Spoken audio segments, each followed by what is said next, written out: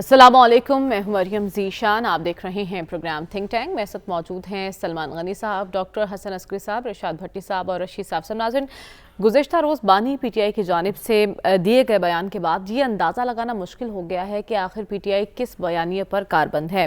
Last week होने वाली अफ्तार party से तासुर उभरा था कि शायद पाकिस्तान तहरीक इंसाफ मफाहमत की कोशिशों में मसरूफ़ है, लेकिन बानी पीटीआई की जानिब से कल दिए गए बयान ने इस तासुर को ज़ायल कर दिया। और दिलचस्प बात यह है कि खान साहब ये भी कह रहे हैं कि उन्हें कायल कर लें।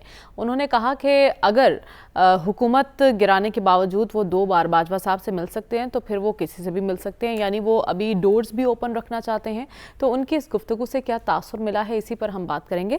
सलमान साहब, क्या लग रहा है आपको खान साहब के बयान से? बात बनती बनती बिगड़ गई है या बात मुस्तकबिल में बन सकती है, या बातचीत के दरवाजे बंद होंगे हमेशा के लिए? देखिए, ये जो सियासत है ये अक्ल, फ़हम, हिकमत और दानाई का नाम है। इसमें ताकत और क़ुव्वत का इस्तेमाल नहीं होता। और ये जो एक मुज़ाहमती बयानिया ये एक वक्त के लिए तो होता है, मुस्तकिल नहीं होता। और सियासत में मुफाहमत भी चलती है, डायलॉग का अमल भी होता है, बैठ के बात भी होती है। ये मामला चला था, मैं आपको बता रहा हूँ कि ये मामला चला था। और ये पाकिस्तान की इस्टेब्लिशमेंट, पाकिस्तान की एक सियासी हकीकत है, उसने रियासत के मफादात देखने होते हैं। और ये मामला चला था, तो इसी के नतीजे में गिरफ्तारी के बाद चला था मामला। किस गिरफ्तारी? खान साहब की गिरफ्तारी के बाद। देखिए, ये मामला तो मैं तो ये नहीं कहता कि जी कोई डेडलॉक वाली कैफियत थी। ये सारे लोग ही राब्तों में रहते हैं। मैं एक का नाम नहीं बताना चाहता कि कौन लोग किस तरह का असर थे, बल्कि अगर मैं ये कहूँ कि जो जेल से बाहर लीडरशिप है उसका जो इंतखाब अमल में आया था वो आज तक ज़ुम्मेदाराना तर्ज अमल अख्तियार करते नज़र आ रहे हैं। बैरिस्टर गौहर आइन और कानून की बात कर रहे हैं, सिविल हकमियत की बात कर रहे हैं। देखिए, ये जो गुज़िश्ता 48 घंटे ये बड़े इंपॉर्टेंट है। कि एक तरफ मुफाहमती अमल के नतीजे में ना सिर्फ पहले प्राइम मिनिस्टर से चीफ मिनिस्टर पख्तूनख्वा की मुलाकातें हुई, बल्कि एक कोर कमांडर हाउस गए, वहाँ पर अफ्तार पार्टी पे सूबे की सिक्योरिटी सूरत हाल वो डिस्कस हुई। लेकिन उसके फौरी बाद 24 घंटे के अंदर जो बात जेल में अखबार नवीसों से बातचीत करते हुए खान साहब ने कही है, देखें वो पाकिस्तान के सिपा सालार को टारगेट करते नज़र आ रहे हैं। उनका जो एक रोल है उस पर असरअंदाज होना चाहते हैं, और वो ये समझते हैं कि वो पाकिस्तान के रियासती इदारों को या रियासत पर असरअंदाज होंगे। माजी में वो ये काम करते आए हैं। लेकिन उनकी सारी सियासत आप उठा के देख लें, असल में उस वक्त इनके पीछे एक थपकी होती थी। अच्छा। उस वक्त इनके लिए इशारा होता था, उसमें इनको बहुत सारी तायद और हमायत हासिल होती थी। अभी वो नहीं थी। मैं समझता हूँ कि आप देखें कि नवाज शरीफ की सियासत क्या थी, कि नवाज शरीफ एक वक्त में मुज़ाहमती बयानिया अख्तियार किया था, फिर वो मुफाहमती बयानिए पे आ गए और आज वो पाकिस्तान के हुक्मरान। आपको क्या लगता है खान साहब की अगर यही रविश बरकरार रही तो पीटीआई का सियासी मुस्तकबिल क्या होगा? देखिए, किसी भी पॉलिटिकल पार्टी का सियासी मुस्तकबिल होता है उसकी अवामी तायद और हमायत पे। बात यह कि मैं आज भी समझता हूँ कि उनकी पार्टी को अवामी तायद और हमायत हासिल है। क्या वो इसको कैश करा पाएंगे? कोई भी जो लीडरशिप होती है ना, सियासी तारीख इस अमर की गवाह है कि वो कितना भी जारहाना तर्ज अमल अख्तियार करे, बिल आखिर मुफाहमत पे और डायलॉग पे आना पड़ता है। कि नवाज शरीफ साहब वो जो एक वक्त में पाकिस्तान की इस्टेब्लिशमेंट को चैलेंज करते नजर आ रहे थे, उसके बाद उन्होंने बातचीत का अमल शुरू किया है। उस बातचीत के अमल में आज उनका भाई पाकिस्तान का प्राइम मिनिस्टर है, उनकी बेटी सूबे की चीफ मिनिस्टर है। खान साहब, मैंने कल भी कहा था, बात बड़ी तल्ख है कि इस वक्त वो अपनी पार्टी के पाँव रखते नहीं देखना चाह रहे कि उनकी पार्टी के लोग पाकिस्तान की मकदूरा के साथ राब्ते में हैं। इसी राब्तों के अमल के नतीजे में बहुत सारे लोगों की जमानतें हुई हैं। लेकिन इस बयानी के बाद मैं समझता हूँ कि फिर एक नई सूरत हाल तारी होगी। और ये बात मैं आपको वाजे कर दूँ कि कोई 30-40 साल से मैं पाकिस्तान की जर्नलिज्म में हूँ। अगर कोई शख्स ये समझता है कि वो अपनी तर्ज अमल की वजह से, मुज़ाहमती बयानिए की वजह से वो पाकिस्तान की रियासत या रियासती इदारों को जेर दाम ले आएगा, तो ये बहुत बड़ी उसकी खाम ख्याली है। और बात यह कि आप उनकी सियासत देखें ना, कि वो एक तरफ आइन और कानून की बालादस्ती की बात कर रहे हैं, सिविलियन हाकमियत की बात कर रहे हैं, दूसरी तरफ वो पाकिस्तान के सिपा सलार से मिलना चाहते हैं, पाकिस्तान की सियासी लीडरशिप से मिलना चाहते हैं। कंफ्यूजन यही तो है ना, कंफ्यूजन यही पर है कि आखिर उनका बयानिया क्या है। वो मफाहमत करना चाहते हैं या मज़ाहमत करना चाहते हैं? ना पूरी तरह से मज़ाहमत हो रही है, ना पूरी तरह से मफाहमत हमें होती नजर आ रही है। नजर आते हैं कुछ। बिल्कुल। डॉक्टर साहब, क्या लगता है आपको कल का जो बयान है खान साहब का, वो उसको एक तरफ इंतहा भी समझा जा रहा है और दूसरी तरफ इल्तिजा भी समझा जा रहा है? वो ये भी कह रहे हैं आए मुझे कायल कर लें, अगर मैं उनसे मिल सकता हूँ 2 बार तो फिर پھر میں کسی سے بھی مل سکتا ہوں، کیا مطلب ہے اس بات کا؟ دیکھیے اس کے اوپر ڈیپینڈ کرتا ہے کہ آپ اس کی کیا انٹرپریٹیشن دے سکتے ہیں، کرنا چاہتے ہیں. اس وقت پاکستان کی سیاست جو ہے ایک بہت غیر معمولی دور سے گزر رہی ہے، کیونکہ اس وقت جو پولیٹیکل ڈیسیجنز ہیں وہ صرف پولیٹیکل فورسز نہیں کرتی بلکہ غیر پولیٹیکل فورسز بھی ڈیسیجنز میں ایک بڑا رول پلے کر رہی ہیں، جس کی وجہ سے آپ پولیٹیکل ڈومین میں رہ کے سیاسی مسائل کو حل نہیں کر سکتے. دوسرا اس کی وجہ یہ ہے کہ جو پی ٹی آئی ہے وہ بہت مشکل دور سے گزر رہی ہے، بہت سی پابندیاں ہیں، مشکلات ہیں، سلسلے چل رہے ہیں. دوسری طرف ان کو پاپولر سپورٹ حاصل ہے، یہ اسٹیبلشڈ ہے کہ پاپولر سپورٹ اس کے لیے ہے. تو اس میں پھر آپ کو عمران خان کے اپنے رویے میں بھی اور دوسرے لیڈروں کے رویے میں بھی مختلف اوقات میں مختلف قسم کے ایٹیچیوڈ ان کو آپ کو نظر آئیں گے. یکساں ایٹیچیوڈ نظر نہیں آتا.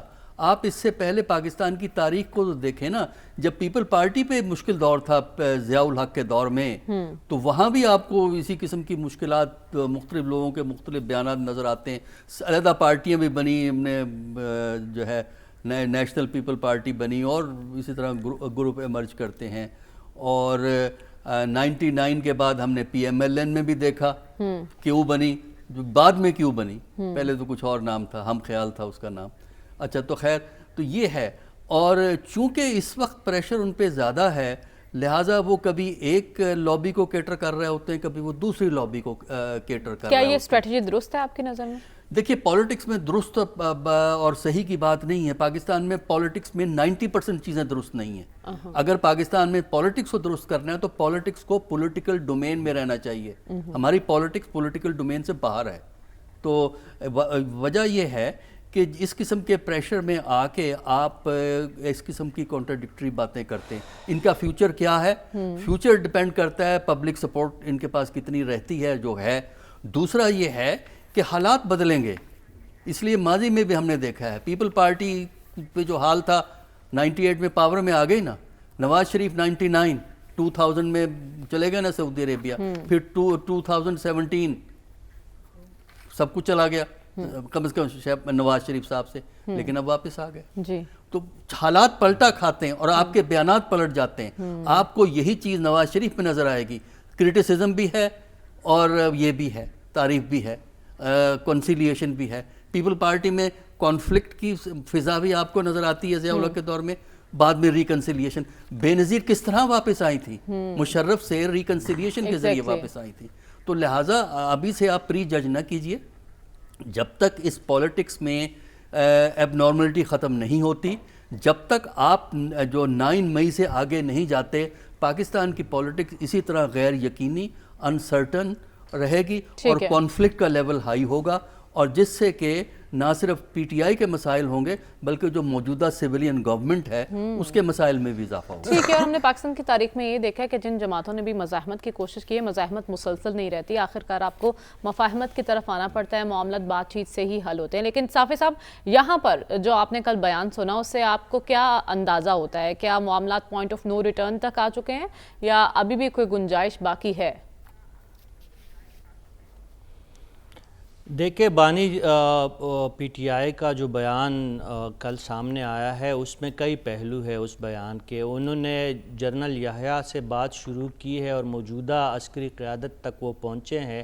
ہر دور میں انہوں نے کچھ ایسی چیزوں کی نشاندہی کی ہے جو حقیقت میں ہمارے ماضی کی جو جمہوری تاریخ ہے اس کے بدترین ادوار وہ تصور ہوتے ہیں. شیخ مجیب کا انہوں نے ذکر کیا کہ جس طرح ان کا مینڈیٹ چوری ہوا اور پھر جس طریقے سے اس ملک کو نقصان پہنچا. پھر انہوں نے موجودہ قیادت بھی بہت بڑے الزامات لگائے، حتیٰ وہ یہ تک کہہ گئے کہ اپنے اہلیہ کے حوالے سے بھی انہوں نے بات کی. اور مارچ کے مہینے میں انہوں نے جوڈیشل کمپلیکس اسلام آباد میں اپنی پیشی کے دوران اپنے قتل کی سازش جیسے سنگین الزامات بھی لگائے. اول تو یہ ہے کہ جو باتیں انہوں نے کی ہے یہ تمام الزامات جو اپنی ذات کے حوالے سے ان کی بات تھی یا جو اپنے خاندان کے حوالے سے ان کی بات تھی، یہ الزامات ہی ہے اور ان کو ثابت کرنا اکثر بہت مشکل ہوتا ہے، لیکن وہ بانی پی ٹی آئی کے مزاج کے عین مطابق وہ بیان تھا، جس پہ گرم جوشی تھی، جس پہ جو ان کی مزاج کی ایک گرمی تھی وہ ہمیں نظر آئی۔ جو مفاہمت کی باتیں ہوئی ہے کچھ ہفتے 10 دن سے جو ہم سن رہے تھے، وہ بیان اس کے بالکل برعکس ہے، یعنی جو ہم سمجھ رہے تھے کہ شاید پی ٹی آئی کے جو بانی ہے ان کی واپسی کا سفر شروع ہو چکا ہے، فی الوقت اس کے آثار بہت کم دکھائی دیتے ہیں۔ دیکھیں مفاہمانہ پالیسی اس کے بہت جلد نتائج برآمد ہوتے ہیں، جو محاسمانہ اور جارحانہ پالیسی ہوتی ہے وہ صبر آزما کام ہوتا ہے، اس کے لیے آپ کو کٹن صورتحال سے گزرنا پڑتا ہے، لیکن بیک وقت آپ محاسمانہ اور مفاہمانہ پالیسی کو ساتھ ساتھ نہیں چلا سکتے۔ آپ نے جلد فیصلہ کرنا ہوگا کہ آپ کی پارٹی مفاہمت پہ آمادہ ہے یا مخاصمت کا جو ان کی ایک روش ہے اسی کو وہ آگے بڑھانا چاہتے ہیں۔ پھر جو ابھی سلمان غنی صاحب کہہ رہے تھے کہ کور کمانڈر ہاؤس میں اجلاسیں اور افطار پارٹیاں اڑانے کا پھر کیا مقصد ہے، پھر آپ کا جو ہے پیغام دینے کے کیا مقاصد ہے؟ اگر آپ لڑائی لڑنا چاہتے ہیں مقتدرہ کے ساتھ اور جن لوگوں پہ آپ کو شک ہے، لندن پلین کا ذکر آپ نہیں چھوڑ رہے ہیں، دانلی کا ٹھیک ہے آپ کا حق ہے، دانلی کا شور جو آپ مچا رہے ہیں اس کے حوالے سے آپ کا سٹانس میں کوئی نرمی نہیں آ رہی ہے، 9 مئی کے واقعات جو ہوئے ہیں اس سے آپ مکمل کنارہ کشی اختیار نہیں کر رہے ہیں، تو ایسے میں ہم کس طرح یہ تصور کر سکتے ہیں کہ پی ٹی آئی مفاہمت پہ آمادہ ہے؟ میرے خیال میں مفاہمت پہ آمادہ اس لیے بھی نہیں ہے۔ آپ اس وقت پہ حسن انتخاب دیکھ لیجئے گا عمران خان صاحب کا کہ خیبر پختونخوا میں جیسی ان کی حکومت ان کے ہاتھ آئی، انہوں نے علی امین گنڈاپور جیسے جوشیلے رہنما کو وزیر اعلیٰ بنایا، وہاں پہ مفاہمت کی پالیسی بڑھانے والے کئی اور لوگ موجود تھے جو ان کے لیے آسانیاں پیدا کر سکتے ہیں۔ آج حالت یہ ہے کہ علی امین گنڈاپور 1 مہینے میں اپنے لیے چیف سیکرٹری وفاق سے نہیں لے سکے، آئی جی کی تعیناتی میں وہ ناکام رہے ہیں۔ نقصان کس کا ہو رہا ہے؟ صوبے کے عوام کا، اس عوام کا جنہوں نے عمران خان صاحب پہ اپنی محبتیں اور اپنے ووٹ نچاور کیے ہے۔ تو یہ مخاصمانہ اور جارحانہ پالیسی جو ہے نہ صرف پی ٹی آئی کے وجود کے لیے خطرناک ہے بلکہ ان کے ووٹرز کے لیے بھی خطرناک ہے۔ پاکستان تحریک انصاف کو کہ آخر وہ کس بیانیے کو لے کر چلیں گے، یا تو مزاحمت کے ساتھ چلنا ہوگا یا پھر مفاہمت کے ساتھ چلنا ہوگا۔ بھٹی صاحب، کل آپ نے اس پروگرام میں ذکر کیا تھا کہ آپ کی ایک دفعہ خان صاحب سے ملاقات ہوئی تھی اور آپ نے ان سے پوچھا تھا کہ خان صاحب ہی کہا کرتے تھے کہ جب سپہ سالار پر کوئی الزام لگاتا ہے تو وہ پوری فوج کے ساتھ غداری کا مرتکب ہوتا ہے، تو خان صاحب کیوں ایسی باتیں کر رہے ہیں؟ کہ انہیں زمینی حقائق کا ادراک نہیں ہے؟ دیکھیے 2-3 باتیں آپ کو ذہن میں رکھنی ہوں گی کسی بھی عمران خان صاحب کے حوالے سے گفتگو کرتے ہوئے۔ پہلی بات یہ ہے کہ یہی عمران خان ہے، یہی اس کی اسٹرینتھ ہے اور یہی اس کی ویکنس ہے۔ دوسری بات ہے کہ اس میں کوئی شک نہیں جو سلمان غنی صاحب نے بات کی کہ سیاست حکمت، مفاہمت اور مذاکرات کا نام ہے، اور پاکستان میں ایک ہوتی ہے مقبولیت اور ایک ہوتی ہے قبولیت۔ اور تیسری بات یہ ہے کہ نواز شریف صاحب کے پاس شہباز شریف ہیں، بلاول بھٹو کے پاس آصف زرداری ہیں، عمران خان کے پاس نہ شہباز شریف ہے نہ آصف زرداری ہیں، اور عمران خان کو کمپیئر کرنا نواز شریف یا آصف زرداری سے عمران خان صاحب کے ساتھ یہ ظلم بھی ہے اور زیادتی بھی ہے۔ یہ ظلم بھی ہے اور یہ زیادتی بھی ہے کہ یہ عمران خان کو کمپیئر کرنا نواز شریف کے ساتھ یا زرداری صاحب کے ساتھ۔ لیکن بھٹی صاحب، آپ نہیں سمجھتے کہ پاکستان تحریک انصاف میں ایسے سنجیدہ عناصر موجود ہیں، سنجیدہ لوگ موجود ہیں جو مفاہمت کی بات کو آگے لے کر چل سکتے ہیں؟ گی مریم، تو آپ اگر بات کرنے دیں گی جی آپ بات کریں، آپ ہی کے پوائنٹ سے میں نے آگے بات کی۔ اگر آپ نے بھی اگر رشید صافی صاحب ہی بننا ہے تو پھر آپ بھی بن جائیے۔ معذرت کے ساتھ میں اینکر ہوں، آپ نے جو گفتگو کی ہے میں اسی میں سے پوائنٹ نکال کے آپ سے سوال کر رہی ہوں۔ اچھا رشید صافی صاحب اینکر نہیں ہے؟ اچھا رشید صافی صاحب اینکر نہیں وہ اینالسٹ ہیں, وہ بہت اچھے اینالسٹ ہیں. تو پہلی بات یہ ہے کہ نواز شریف اور آصف زرداری پہنچے ہوئے بزرگ ہیں ڈیلوں ڈھیلوں کے اور مفادات کی سیاست کے اور اپنے مفادات کے. کسی نے بیٹی کو وزیر اعلیٰ بنانا ہے, کسی نے بیٹے کو وزیر اعظم بنانا ہے. چوتھی بات یہ ہے کہ جو کچھ ہو چکا ہے آپ کے ملک میں, الیکشن سے پہلے, الیکشن کے دوران, الیکشن کے بعد جو ہوا جو ہو رہا ہے, یہ اس کا رد عمل ہے. پرچے, مقدمے, چھاپے, گرفتاریاں, جیلیں, حوالاتیں, سزائیں, بلہ چھن جانا, پارٹی 4 حصوں میں ٹوٹ جانا, جلسے جلوس, ریلی چھوڑیں, کارنر میٹنگ کی اجازت نہ ہونا, امیدوار پکڑے جانا, تجویز کنندے, تائید کنندے, نتائج, الیکشن رزلٹ, مخصوص نشستیں, مسلسل آزمائشیں, یہ اس کا بھی نتیجہ ہے. اب یہ ہے کہ یہ جو ایک بڑی سیریس ایفرٹ ہوئی پاکستان تحریک انصاف کے اندر, اور جو علی امین گنڈا پور کور کمانڈر ہاؤس پہنچے اور ان کو اور بتایا گیا کہ ان کوششوں کو عمران خان کی تائید حاصل ہے. لیکن نہ صرف عمران خان نے ان لوگوں کی حوصلہ افزائی کی یا ان لوگوں کے پیچھے کھڑے ہوئے جنہوں نے علی امین گنڈا پور پر پارٹی کے اندر تنقید کی, بلکہ گزشتہ روز یہ پیغام پہنچایا کہ بات چیت کر سکتا ہوں, مگر یہ کور کمانڈر ہاؤس جانا یا ادھر جا کے افطار کرنا, اس کو میری تائید حاصل نہیں تھی, اور بات چیت ہوگی تو ساروں کو اعتماد میں لے کر ہوگی.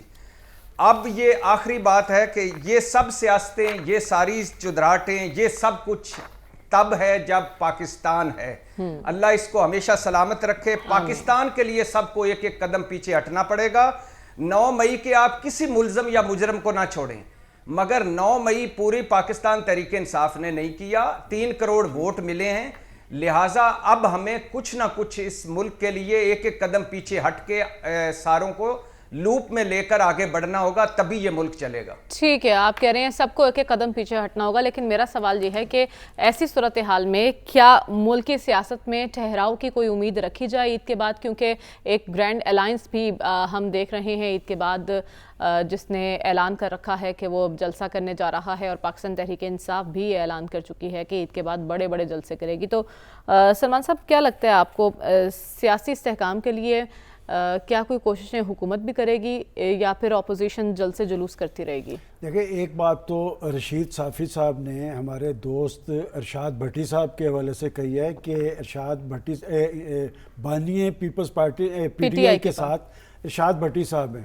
میرا خیال صافی صاحب شاید پوری طرح نہیں جانتے کہ ارشاد بھٹی صاحب ملنے ضرور جاتے ہیں, لیکن انہوں نے کہا ہے کہ میں پاکستان کے ساتھ ہوں. اور بات یہ بات بھی انہوں نے بڑی اچھی کہی کہ اگر پاکستان کو استحکام کی منزل کی طرف لے کے جانا ہے, ارشاد بھٹی صاحب نے کہا ہے, تو ایک ایک قدم پیچھے ہٹنا پڑے گا. اصل بات ہی یہی ہے.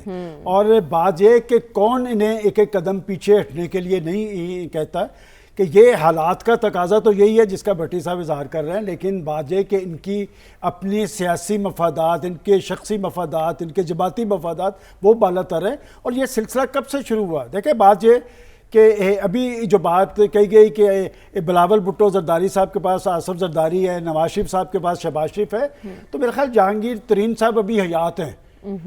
عمران خان صاحب کے ساتھ کون تھا اور کس طرح ان کو انگیج کیا گیا اور کس کس نے کیا, کیسے کیا؟ دیکھیں, یہ پٹڑی پاکستان پٹڑی سے کیوں کر اکھڑا کہ دنیا کے اندر سیاست جو ہے وہ ریاست کے مفادات بھی دیکھتی ہے اور اپنے ملک اور معاشرے کو آگے کی طرف بھی لے کے جاتی ہے. کیا وجہ ہے کہ پاکستان کی تینوں بڑی پارٹیز اقتدار میں آئی ہیں؟ پاکستان مضبوط اور مستحکم کیوں نہیں ہوتا؟ پاکستان کے اندر آئین اور قانون کی بالادستی کیوں کر قائم نہیں ہوتی؟ پاکستان میں گورننس کا خواب حقیقت کیوں نہیں بن پاتا؟ اس لیے کہ وہاں پر ترجیح پاکستان نہیں ہے. اور یہی وجہ ہے کہ آج پاکستان جو ہے نیچے کی طرف جا رہا ہے, پاکستان کے لوگ پاکستان سے امیر ہو رہے ہیں. میں سمجھتا ہوں کہ پاکستان کا بڑا چیلنج جو ہے وہ معاشی چیلنج ہے, اور اگر کوئی پولیٹیکل لیڈرشپ پاکستان کو ترجیح نہیں دیتی اور اپنے سکور سیٹل کرنا چاہتی ہے, وہ پاکستان کے ساتھ نہیں کھڑی. اور ایک بات میں کل بھی کہی تھی, میں آج بھی کہہ رہا ہوں, کہ بانی پیپلز پارٹی PTI کا ترجمہ آپ دیکھ لیں، ان کا ایک خاص مائنڈ سیٹ ہے. اچھا. وہ پاکستان کے ریاستی اداروں پہ ایک ایسی صورتحال میں اثر انداز ہونا چاہتے ہیں جبکہ وہ دہشت گردی کی جنگ لڑ رہے ہیں، اور اشاعتوں کی ایک طرف تاریخ رقم ہو رہی ہے، دوسری طرف پاکستان کے سپہ سالار کو جان بوجھ کے ٹارگٹ کیا جا رہا ہے. اس بات کا نوٹس ہونا چاہیے. ٹھیک ہے ڈاکٹر صاحب، ہم عید کے بعد کے منظرنامے کی بات کر رہے ہیں کہ آپ کو جلد سے احتجاجی تحریک نظر آ رہی ہے، اور احتجاجی تحریک کس حد تک برپا ہو سکتی ہے؟ دیکھیے دونوں چیزیں ہمیں نظر آ رہی ہیں. ایک تو یہ ہے کہ کنفنٹریشن، احتجاجی تحریک اپنی جگہ ہوگی. کنفنٹریشن جو موجود ہے پالیٹکس میں وہ جاری رہے گی، اس میں کمی کے ہمیں امکانات نظر نہیں آ رہے. اور یہ دونوں طرف ہے، یعنی PTI بھی کوئی ایسے موڈ میں نظر نہیں آتی کہ ریکنسیلیشن کی طرف جائے، اور گورنمنٹ تو ظاہر ہے کہ وہ اپنے اختیارات کو استعمال کرے گی ان کے خلاف. تو ایک تو یہ ہے، تو یہ بھی ایک نیگیٹو ہے. دوسرا نیگیٹو جو ہے وہ یہ ہے کہ اگر آپ احتجاجی تحریک چلاتے بھی ہیں بول تو یہ چل نہیں سکے گی، کیونکہ اس وقت وہ حالات وہ نہیں ہیں کہ آپ احتجاجی تحریک کو چلا سکیں، کیونکہ پارٹی کے پاس آپ یہ کہہ سکتے ہیں کہ مورل سپورٹ ہے، ووٹ بھی ہے، لیکن یہ کہ وہ ایک کو احتجاجی تحریک میں لوگوں کو لے آئیں وہ ممکن نہیں ہے. اور اس کی بنیادی وجہ یہی ہے کہ عام لوگوں کا جو اعتماد ہے وہ سیاسی عمل پہ اس وقت موجود نہیں ہے. وہ یہ سمجھتے ہیں کہ یہ جو اقتدار کی جنگ ہے اس کا عام آدمی اس کے مفاد سے کوئی تعلق نہیں ہے. یہ ان لوگوں کی آپس کی لڑائیاں ہیں، آپس کے جھگڑے ہیں، آپس کے مفادات ہیں. اور جو غریب آدمی کا جو مسئلہ ہے، جو عام آدمی کا جو مسئلہ ہے، نوجوان جس کے پاس ڈگریاں ہیں اور لیکن نوکری کوئی نہیں ہے، یہ ان کا مسئلہ نہیں ہے. تو جب تک کوئی تحریک اس وقت تک کامیاب نہیں ہوتی جب تک اسے عوامی تائید حاصل نہ ہو. اس وقت چاہے عمران خان یا حکومت بھی اگر کوئی تحریک چلانا چاہے، اگر اس کو بیوروکریسی کی سپورٹ حاصل نہ ہو حکومت کو، تو حکومت بھی اس وقت ملک میں تحریک نہیں چلا سکتی. لوگوں کے اندر جان ہی نہیں ہے. وہ بیوروکریسی پہ ڈیپینڈ کر سکتی ہے حکومت، جو ڈنڈا بھی بیوروکریسی پہ بھی نہیں کر سکتے. اب ڈنڈا چلانے کے لیے تو بیوروکریسی استعمال ہوئی ہے نا. ٹھیک ہے صاحب، آپ کو کیا لگتا ہے کہ عید کے بعد اپوزیشن اتحاد اس پوزیشن میں ہوگا کہ عوامی سطح پر کوئی بڑی احتجاجی تحریک چلا سکے؟ دیکھیں پاکستان نہ ایجپٹ ہے، نہ ترکی ہے، نہ آپ کا ملک جو ہے فرانس ہے، نہ روس ہے کہ یہاں پہ عوامی انقلابات برپا ہوں گے. اب ہمیں کوئی ایک مثال تو دے دیجئے گا، اگر زیادہ دور ہم نہیں جاتے. PDM کی جو عوامی تحریک چلی تھی، کیا اس عوامی تحریک کے نتیجے میں عمران خان صاحب کی حکومت ختم ہوئی؟ یہ تو پارلیمان کے اندر ہی ایک تبدیلی رونما ہوئے. تو اس وقت مجھے کوئی آثار دور دور تک نظر نہیں آتے. اور ویسے بھی محمود خان اچکزئی صاحب کی سیاست کو میں کافی مدت سے فالو کرتا ہوں. انہوں نے کبھی قوم پرستی کے نام پہ، کبھی بلوچستان کے حقوق کے نام پہ، کبھی افغانستان کے نام پہ متعدد تحریکیں چلائی ہے، جس کی ان کی قیادت انہوں نے کی ہے. مختلف اتحادوں میں وہ شامل رہے ہیں.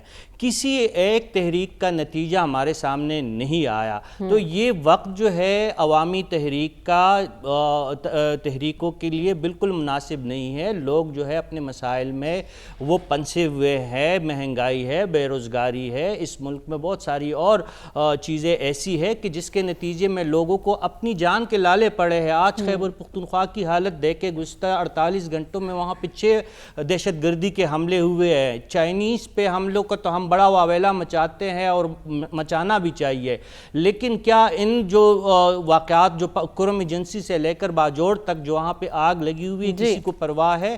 جو کچھ بلوچستان میں ہو رہا ہے کیا کسی کو اس حوالے سے کوئی خیر خبر ہے؟ محمود خان اچکزئی بتائے کہ ان کے صوبے میں کیا ہو رہا ہے، علی امین گنڈاپور بتائے کہ ان کے صوبے میں کیا ہو رہا ہے. ایگزیکٹلی جس قسم کے چیلنجز کا سامنا ہے اس کے لیے متحد ہونے کی ضرورت ہے. بھٹی صاحب کیا لگتا ہے آپ کو ملک کی سیاست میں ٹھہراؤ کے کتنے امکانات ہیں؟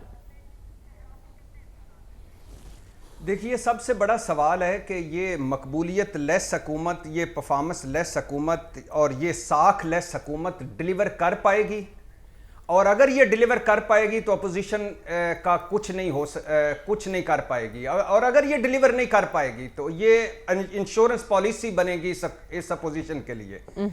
حکومت میں اختلافات، مسلم لیگ میں اختلافات، اتحادی جماعتوں میں اختلافات، مرکز اور پنجاب میں سرد موری، کے پی اور مرکز کے تعلقات، چاروں صوبوں کی حکومتیں اس طرح اس وقت لگ رہی ہیں جیسے 4 کٹے ہوئے جزیرے ہیں، اور وفاقی حکومت کی کوئی سمت نہیں. کوئی مجھے بتا دیں 31 بندوں کو لے کے شہباز شریف صاحب عمرے پہ چلے گئے ہیں، کوئی خوف خدا کریں.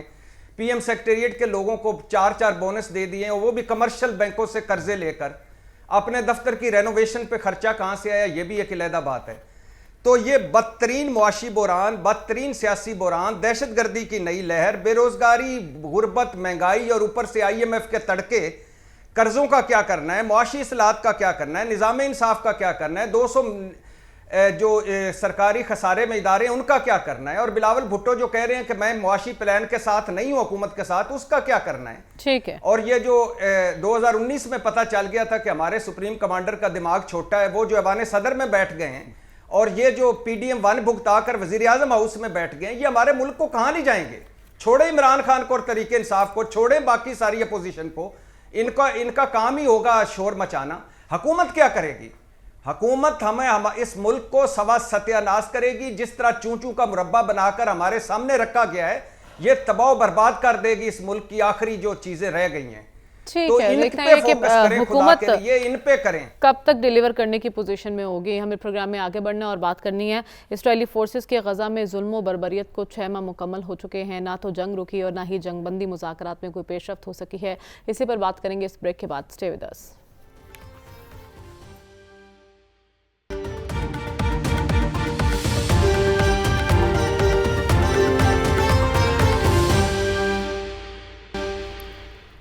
ویلکم بیک ناظرین. غزہ میں ظلم و بربریت کو 6 ماہ مکمل ہو گئے ہیں اور نہ تو وہاں پہ جنگ رکی ہے، نہ ہی جنگ بندی کے حوالے سے تاحال کوئی پیش رفت ہوئی ہے. سلمان صاحب، اسرائیل کی بدماشی ہم نے دیکھا کہ جاری ہے، وہ کسی کو خاطر میں نہیں لا رہا. نہ تو UN کی قراردادوں ان سے پریشرائز کر سکی ہے، نہ عالم اسلام نے کوئی اس کا ضمیر جگایا. یہ معاملہ آپ کو کیا لگتا ہے کب تک یہ ظلم و بربریت جاری رہے گا؟ دیکھیں، آپ نے کہا کہ اسرائیل کی بدماشی جاری ہے، تو بدماشی کسی وجہ سے جاری ہے نا، کہ کوئی تو اس کے پیچھے ہے نا. بات یہ کہ یہ جو عالمی قوتیں ہیں، آپ کو یاد نہیں کہ American secretary of state, American president بھی وہاں گئے تھے، انہوں نے کہا تھا کہ ہمارا سارا طاقت اور قوت کا ساز و سامان اسرائیل کے لیے حاضر ہے. اور مسئلہ کیا ہے؟ مسئلہ حماس ہے. اور حماس مسئلہ اسرائیل یا امریکہ کا نہیں ہے، حماس مسئلہ عالم اسلام کا بھی ہے. کہ حماس کو وہ بھی ہضم نہیں کر پا رہا ہے. اور آپ یہ ذرا یہ سوچیں کہ 2 روز بعد جب ہم عید منا رہے ہوں گے، خوشیاں منا رہے ہوں گے، غزہ کے اندر کیا صورتحال ہوگی، اور وہاں کے مظلوم معصوم نہتے لوگ جو ہیں وہ عالم اسلام کی طرف دیکھ رہے ہوں گے کہ مرے تھے جن کے لیے وہ رہے وضو کرتے. لیکن ایک بات ضرور ہے کہ مغرب کو ہم اسی پروگرام میں ٹارگٹ کرتے تھے کہ مغرب ہیومن رائٹس کا سب سے بڑا نمبردار ہے، لیکن مغرب نے تو انسانیت کا حق ادا کیا ہے. آج بائیڈن صاحب کسی جگہ جا نہیں پا رہے جہاں پر رد عمل کا اظہار نہیں ہوتا. آج برطانوی پرائم منسٹر نے کیا کہا ہے؟ حماس کے خلاف تو بولا ہے، لیکن انہوں نے کہا ہمارے ہاں بھی یہاں پر فلسطینیوں کے حق میں آگ لگی ہوئی ہے. اسرائیل کی ظلم و بربریت کے پیچھے امریکہ تھا، ہے اور رہے گا. اور اگر امریکہ رد عمل کا اظہار کر رہا ہے تو وہ اس رد عمل کا اظہار کر رہا ہے جو رد عمل ان کے خلاف ہو رہا ہے. اس لیے کہ الیکشن کے اندر ان کی صورتحال واضح ہو رہی ہے. وہاں کی عوام جو ہے وہ اسرائیل کے خلاف ہیں، وہ فلسطینیوں کے ساتھ. آپ نے درست فرمایا کہ امریکہ کے اندر سے بھی اب آوازیں اٹھ رہی ہیں. ایک تو عوامی سطح پر مزاحمت کا بھی سامنا ہے، اور دوسرا ڈاکٹر صاحب امریکی ایوان نمائندگان نے جو بائیڈن کو خط لکھا ہے اور انہوں نے تشویش کا اظہار کیا کہ اسرائیل کو جو ہتھیاروں کی منتقلی کی منظوری ہے وہ غیر منصفانہ ہے. اب جب اندر سے بھی آوازیں اٹھ رہی ہیں تو اس کو بھی خاطر میں نہیں لایا جائے گا؟ دیکھیں، اب اس پہ غزہ کی صورتحال پہ کیا گفتگو کرے، افسوس کا اظہار ہی کر سکتا ہے. اور امریکہ میں یہ ٹھیک ہے، غیر سرکاری آوازیں تو اٹھ رہی ہیں کہ یہ کیا زیادتی و ظلم ہو رہا ہے. انگلینڈ میں بھی اگر آپ دیکھیں وہاں جلوس بڑے لمبے لمبے نکلے ہیں فلسطینیوں کے، غیر سرکاری. لیکن سرکاری سطح پہ سٹوری ڈیفرنٹ ہے. جو ریاست ہے، ریاست ہائے متحدہ امریکہ جو ہے، ہمارے والا ہی حال ہے. ہاں، ہمارے حکمران بھی ادھر ہیں اور عوام دوسری طرف فلسطین. تو یہ جو ہے نا، یہ بڑا گیپ ہے. اور اس وقت جو امریکہ کے لیے لازم تھا کہ انیشل سٹیجز میں وہ ان کو ایک ریسٹریننگ رول کرتے، لیکن اس زمانے میں انگلینڈ نے بھی ایک یہی کام کیا ہے. اور فرانس، انگلینڈ اور امریکہ، ان سب ملکوں نے جو ہے انکریج کیا ہے اسرائیل کو. اور امریکہ نے اسلحہ پرووائڈ کیا، صدر صاحب وہاں پہنچے، فارن منسٹر وہاں پہنچا. تو اس قسم کی شے دے کے آپ اپنا وقتی ایجنڈا پورا کرنے کے لیے انسانیت کے لیے مسائل پیدا کرتے ہیں. اور اس سے زیادہ افسوس کی بات مسلمان ممالک خاص کر عرب ممالک ہیں جن کے پاس تیل کی قوت ہے, کیونکہ ان کے پاس ایک کلاؤٹ ہے, وہ جو ہیں خاموش تماشائی جو ہے وہ بنے رہے. وہ اس لیے کہ یہ اپنی اپنی بقا میں ہیں, اپنی اپنی ضرورت کو سمجھتے ہیں, اور یہ ان میں سے جو کنزرویٹو عرب سٹیٹس ہیں یہ تو زندہ ہی امریکہ کے سہارے سے ہیں, لہذا امریکہ کو کیسے آنکھیں دکھائیں گے. تو میرا خیال ہے کہ اس کے تو اگر ہم نے افسوس کرنا ہے تو مسلمان کی حکومتوں, مسلمان ممالک کی حکومتوں کے رویے پہ افسوس کرنا چاہیے, کیونکہ سب اپنے اپنے مفادات کے گرد ہی گھوم رہے ہیں. لیکن اس دوران ہم نے دیکھا کہ امریکی صدر بائیڈن کی جانب سے مصری صدر اور قطری امیر کو بھی خط لکھا گیا ہے. اس خط میں کیا کہا گیا ہے, اس پر بات کریں گے اس بریک کے بعد. سٹے ود اس.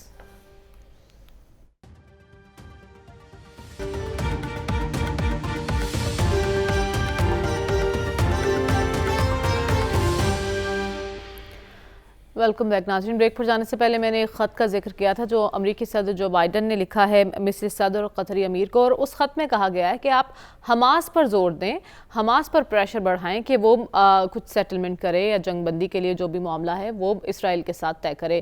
تو صافی صاحب, آپ ایک اس خط کو کس طرح سے دیکھ رہے ہیں, اور دوسرا پاکستان کہاں کھڑا ہے اس معاملے پر؟ دیکھیں, پاکستان کا اس پورے معاملے میں کوئی بڑی حیثیت نہیں ہے, اس لیے عرب بڑے ممالک جہاں پہ جائیں گے پاکستان ادھر ہی جائے گا. پاکستان کی وہ حیثیت نہیں ہے کہ عرب اسرائیل جنگ کو وہ روک سکے. جہاں تک جو بائیڈن کی آپ بات کر رہی ہے تو اس سے بڑھ کے ایک جو مغربی میڈیا اس خط سے, ان خطوط سے بڑھ کے جس معاملے کو اچھال رہا ہے وہ جو بائیڈن کی ایک گرما گرم کال ہے جو نیتن یاہو کو موصول ہوا ہے, اور ان پہ زور دیا جا رہا ہے کہ اگر غزہ میں انسانی المیوں کو نہیں روکا گیا تو پھر امریکی امداد کو مشروط کیا جا سکتا ہے. لیکن اس پہ بھی ماہرین کی یہی رائے ہے کہ چونکہ امریکہ میں انتخابات کا زمانہ ہے اور جو بائیڈن بری طرح اپنی مقبولیت اسرائیل کی حمایت کے نتیجے میں کھو رہا ہے تو یہ صرف نورہ کشتی کا ایک مظاہرہ ہے. لیکن دو بڑے واقعات ایسے ہوئے جس کے نتیجے میں ہم یہ توقع کر سکتے ہیں کہ ہو سکتا ہے کہ سیز فائر کی کوئی صورت نظر آئے. ایک تو جو ورلڈ سینٹرل کچن کے کارکنوں کی جو ہلاکت تھی جس پہ اسرائیل نے بمباری کر کے وہاں پہ رضاکاروں کو مار دیا تھا جس میں امریکی بھی شامل ہے, وہ واقعہ. اور دوسرا شام میں ایران کے سفارت خانے کو نشانہ بنانا, اس پہ ایران نے کل کے اسرائیل کو کہا ہے کہ اب دنیا بھر میں اسرائیل کے سفارت خانے کہیں پہ محفوظ نہیں ہیں. اسی کے نتیجے میں ابھی کیرو میں اس وقت خبریں یہ آ رہی ہے کہ CIA, قطر, سعودی عرب, ایجپٹ اور باقی طاقتور ممالک کی موجودگی میں پہلی دفعہ حماس کے نمائندوں کی موجودگی میں مذاکرات ہو رہے ہیں. ٹھیک ہے, تو یہ مذاکرات میں کوئی پیش رفت ہو سکتی ہے, اور اللہ کرے کہ اس سے پہلے ایران بھی آنکھیں دکھا رہے ہیں اسرائیل کو جب سے شام میں ان کے سفارت خانے پر اٹیک کیا گیا ہے. کیا لگتا ہے آپ کو, معاملات کچھ بہتری کی طرف جائیں گے, مذاکرات میں کچھ جنگ بندی ہو سکتی ہے؟ دیکھیے, پہلی بات تو پاکستان کی کر لیتے ہیں, اور پاکستان کے لیے اتنا ہی کافی ہے کہ جہاں سوچ غلام ہو وہاں زنجیروں کی ضرورت نہیں پڑتی. اب آ جائیے مسلم امہ, OIC, عرب لیگ, انا للہ و انا الیہ راجعون. اب آ جائیے امریکہ, برطانیہ, یورپ اور مغرب, ان کی منافقت اور دورہ معیار آپ سب کو پتہ چل گیا. یہ وہ ممالک ہیں جہاں کتے اور بلیوں کے حقوق ہوتے ہیں, اور یہ وہ ممالک ہیں جو ایک ایرانی خاتون کے مرنے پر زمین اسمان ایک کر دیتے ہیں, اور یوکرائن پر آنسو بہا بہا کر یہ تھکتے نہیں ہیں. اور ان دورے معیار والوں کو کوئی فرق نہیں پڑا فلسطینیوں کی نسل کشی پر. جہاں تک امریکی نمائندگان کی بات ہے تو یہ اس سے بڑے منافق ہیں. 12 ارب ڈالر انہوں نے منظور کیا دینے کے لیے اسرائیل کو, اور اسلحہ کتنا دیا اس کی آپ اندازہ ہی نہیں لگا سکتے. اور 6 مہینے 6.5 مہینے یہ چپ بیٹھے رہے جب بچے مرتے رہے, خواتین مرتی رہیں, बूढ़े मरते रहे और नस्ल कुशी होती रही और खुले आसमान तले बिल्कुल, ये पड़े। जुल्म तो ये बर्बरियत और ये जुल्म बर्बरियत की इंतहा एक तरफ, और दूसरी तरफ जैसा कि कहा डॉक्टर साहब ने कि आलम इस्लाम का किरदार एक तरफ, क्योंकि अफसोस की बात है, अफसोस से कहना पड़ा है कि जहाँ पूरा आलम इस्लाम ईद की खुशियाँ मना रहा होगा, वहीं पर फ़लस्तीन में ज़िंदगियाँ सिसक रही होंगी। प्रोग्राम से इजाज़त दीजिए, अल्लाह हाफ़िज़।